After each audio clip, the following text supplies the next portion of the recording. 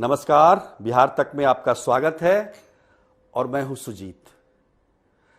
अयोध्या में भव्य राम मंदिर का निर्माण कार्य अपने अंतिम चरण में है, तो बिहार के सीतामढ़ी में माता जानकी मंदिर का शिलान्यास भी संपन्न हो गया है इसी 13 दिसंबर को।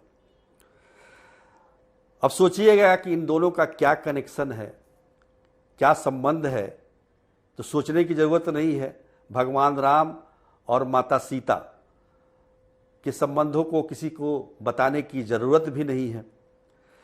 हाँ, मंदिर के निर्माण के टाइमिंग को लेकर हम चर्चा जरूर कर सकते हैं। भगवान राम की जन्मभूमि विवादों में पड़ी हुई थी। इसकी वजह से वहां मंदिर का निर्माण नहीं हो पा रहा था। कोर्ट के फैसले के बाद निर्माण शुरू हो गया, लेकिन माता जानकी जहां प्रकट हुई पुनौरा धाम सीतामढ़ी में, वहां वैसा कोई विवाद नहीं था। फिर भी उसका निर्माण कार्य अब हो रहा है, जो वर्षों पहले हो जाना चाहिए। कम से कम आजादी के बाद तो हो ही जाना चाहिए था, लेकिन ऐसा नहीं हुआ। आज क्यों हो रहा है, यह समझने की जरूरत है। 2024 का लोकसभा चुनाव सर पर है। 22 जनवरी 2024 को भव्य राम मंदिर का शुभारंभ हो जाएगा।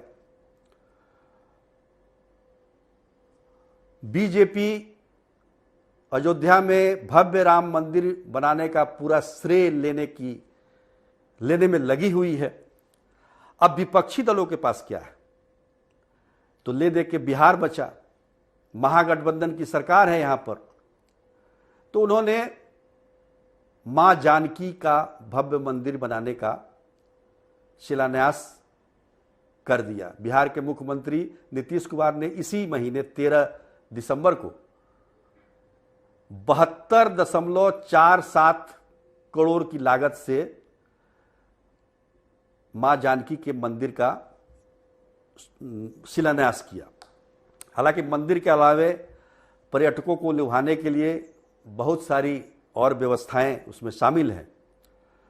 वैसे तो केंद्र सरकार ने पहले ही सीतामढ़ी को रामायण सर्किट में शामिल किया हुआ है, और अभी हाल ही में जो विवाह पंचमी संपन्न हुई है, तो विवाह पंचमी की जो परंपरा रही है, अयोध्या से बारात चलती है तो वो जनकपुर जाती है नेपाल में, और वहाँ माँ सीता का भव्य मंदिर पहले से ही मौजूद है।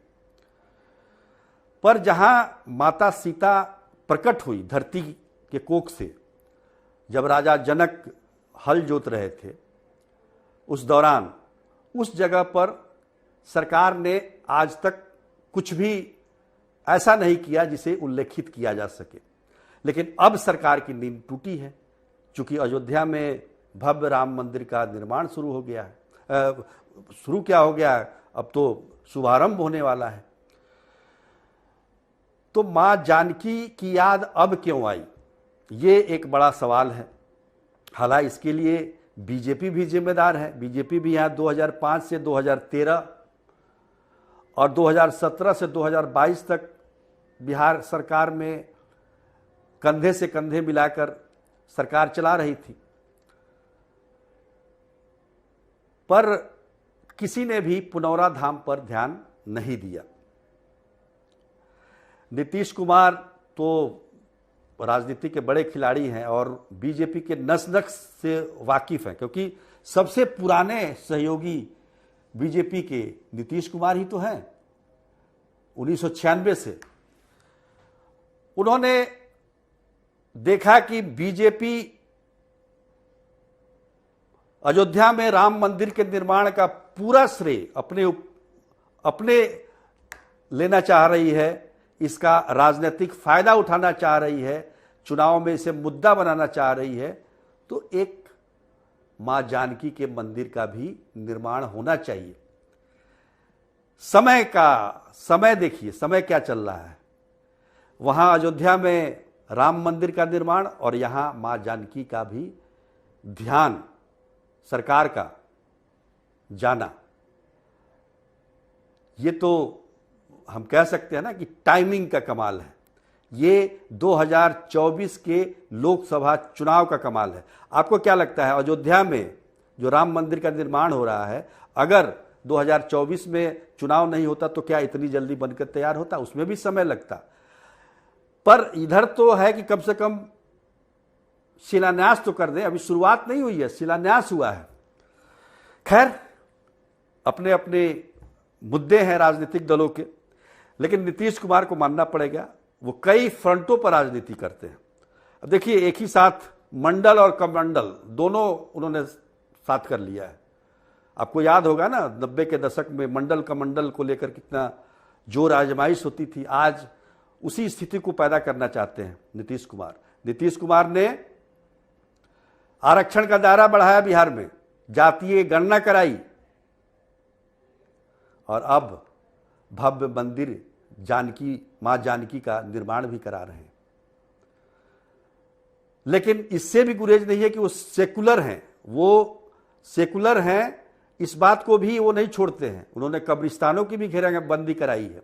उनके पार्टी के प्रवक्ता ये बात कहते हैं कि केवल मां जानकी का मंदिर नहीं बनवा रहे हैं, वो मंदिरों की घेराबंदी नहीं करवा रहे हैं, उन्होंने कब्रिस्तानों की भी घेराबंदी करवाई है।